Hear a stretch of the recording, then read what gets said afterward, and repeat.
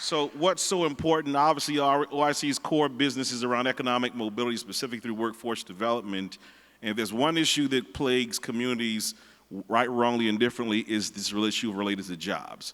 But it's never been more true than today when you talk about COVID, right? COVID has further exacerbated the complexities of getting people jobs, especially in minority communities. And if you take a look at COVID, there's issues of health care, there's issues to access to affordable housing, but the jobs tends to be one thing to deter and help people elevate themselves. And we have here today our keynote speaker, the Deputy Assistant Secretary of Labor, Ms. Lenita Jacob Simmons, is currently the Deputy Assistant Secretary of Labor for the Employment and Training Administration, ETA. Department of Labor, Lenita spent over 30 years of experience in workforce development programs. Currently, she's responsible for several major urgency programs, including apprenticeships, Job Corps, and oversees the operation of ETA's 6 regional offices. Lenita is a graduate of Temple University and the University of North Carolina, Chapel Hill. And if there's yes, you can give it up for her. But more importantly to me, she's a woman of compassion and purpose and conviction.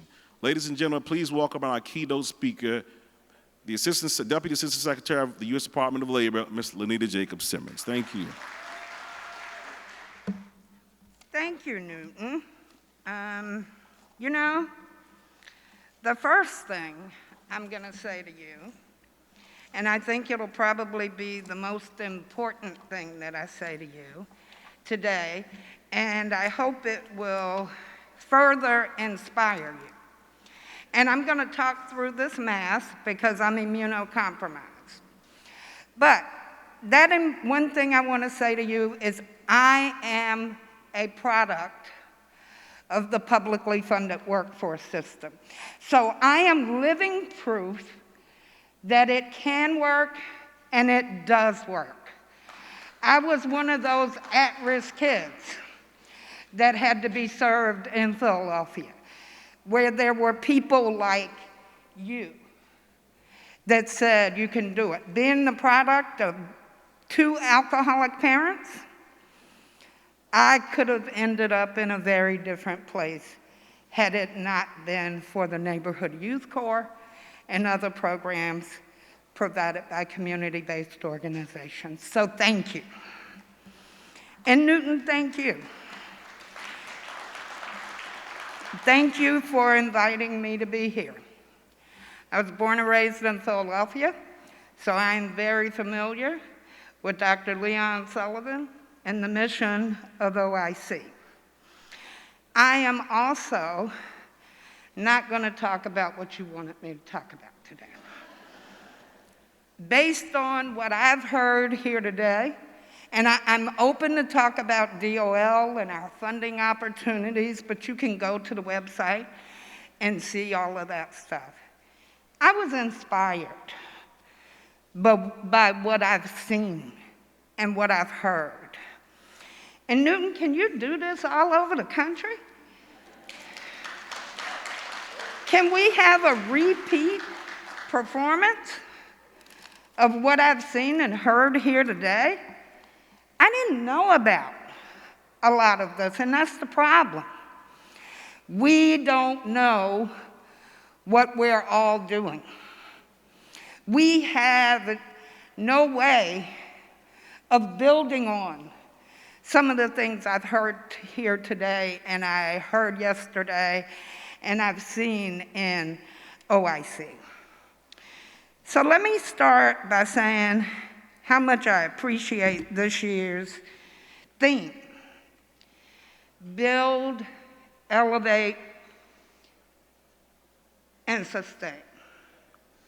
And also how much I appreciate being able to converse and collaborate with you on the building piece, in addition to working with you on the elevating and sustaining piece. And I think the $4 million will help you with that.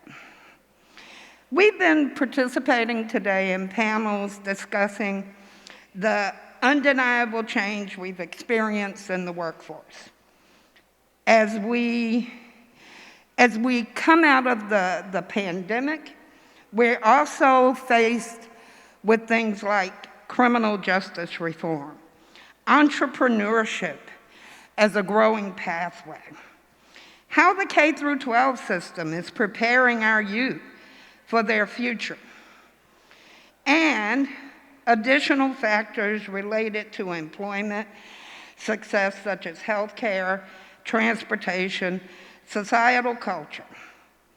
And I'm talking a little bit more about that.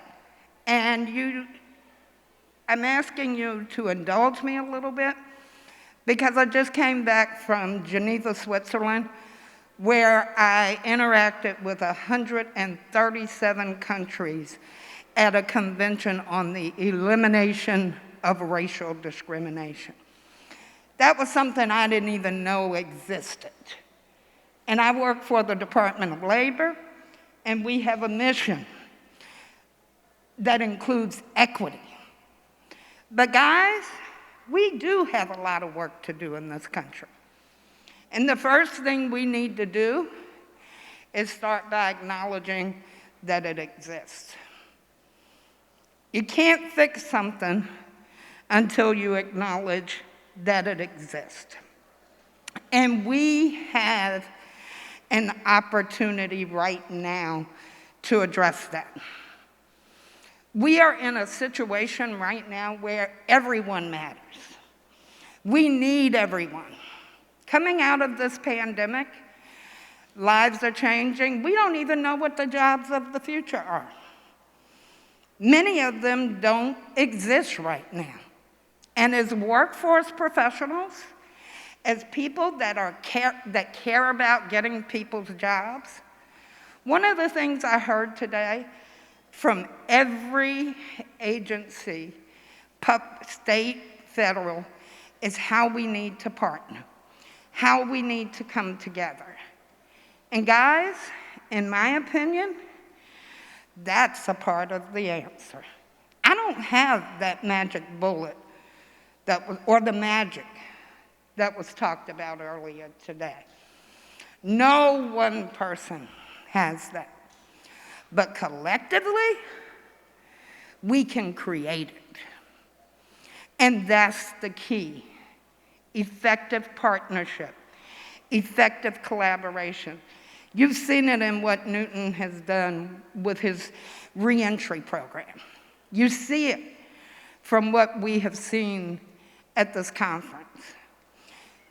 Now we've got to take it to the next level. One thing we can no longer ignore is equity. Equity is the key. When we think about different types of work, when we think about good jobs, which is one of the president's initiatives, we have to think about who gets them and why. Are we truly providing all of our customers with equitable resources in order for all of them to be successful? When we look at the data from our publicly funded workforce system and look at some of the results, yes, we are serving lots of people. Black, white, Hispanic, Latinx, but are we serving all of them equally? Many of them are getting into training. But when we look at the results of that training, one of the things we find is that people of color are making significantly less than those who are not. What does that tell us? What should it tell us? What should we be doing to address that? It's not about just training people anymore. It's about training them for those good jobs, for those jobs that are going to pay those wages, that are going to provide those health benefits. And we can't do it by ourselves. We have to partner. Companies have to be a part of that. Employers have to come to the table willing to do something different, willing to work with us and help us train for what they need. So, I will end with this. You got a challenge a few minutes ago, and Newton, I'm not going to take you over time here. We got a challenge a few minutes ago.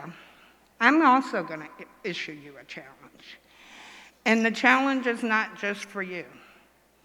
It's for myself and everyone else. We need to partner. We all need to partner to make this worthwhile endeavor work. I'd like you to return to your sector, whether it be workforce, whether it be working in the criminal justice reform, whatever it is. Because you are a partner, I want you to return to wherever it may be and figure out who else needs to come to the table. Who else do you need to reach out to so that we can figure out how to address the situation that we're in right now as it relates to employment, how we can discuss what our individual challenges are, and what they are for our individual communities and our regions and our local areas and our states as appropriate. And then develop a call to action and a strategy that will help to build, elevate, and sustain. We can't do it individually, and right now, we've always, in this publicly funded workforce system, we've all talked about how we don't have enough money. We need more money. And I will tell you, there is a lot of money in the system right now. It's not in the usual places. It may be in a different place. You've got an infrastructure bill where there's billions in the Department of Transportation. We didn't get the Build Back Better initiative, so what you will see is there are workforce development programs that are being funded in multiple places. The Department of Commerce, Small Business Administration, as I said, the Department of Transportation. And it's up to us to call on those entities, help them understand workforce development, show them what we can do, show them how we are a value-added entity. Right now, trained workers are a commodity. We don't have to go around, please hire our folks, please do this. If we do our job, they can be successful. But we can no longer think about this as independent agents. When I look around this room and I see the collective power in this room, I know we can address this. So I come from a place where either enough pain or enough pleasure brings people together. I was in a community that lost a 100-year-old shipyard and a naval base that had 31,000 troops. When we lost those two things in Charleston, South Carolina, we thought we would be devastated. We thought that that place would end up with a 15% unemployment rate. It never got above 3. And you know why? Because the community came together, they developed their call to action, they developed their strategies, they implemented it. And to this date, they've sustained it. I've never seen anything like what I've seen here today. From a community, we're talking about South Florida.